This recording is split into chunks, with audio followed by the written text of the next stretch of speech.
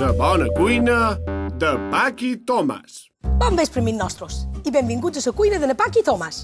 Bé, la cuina no és meva, és d'IB3, però els plats sí que el faré jo, no és vera?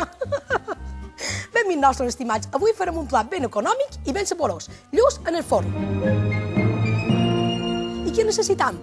Un bon lluç, no és vera? En jo, Òscars, a on és el lluç? No ho sé, fa un moment, era aquí? Òscars, te sona el mòbil? Ai, diu que ha anat en el bany i ara no sap tornar. Au, idò, vinga, Òscars, vés a cercar-lo, que el bany és cap allà. Estimats amics, espero que tingueu molta gana, perquè com sabeu, un lluç, un bon lluç, omple molt.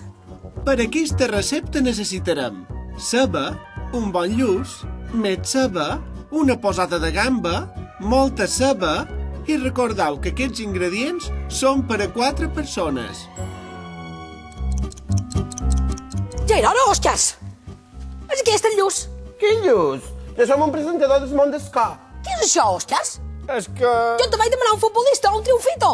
Això, que no quedaven triomfitos i jugadors són molt cars. Bé, amics nostres, ara vos ensenyaré a fer un test per distingir si un lluç és bo o no és bo.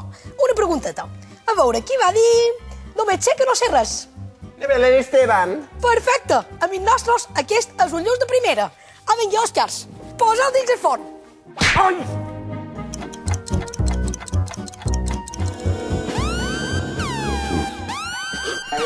Merda!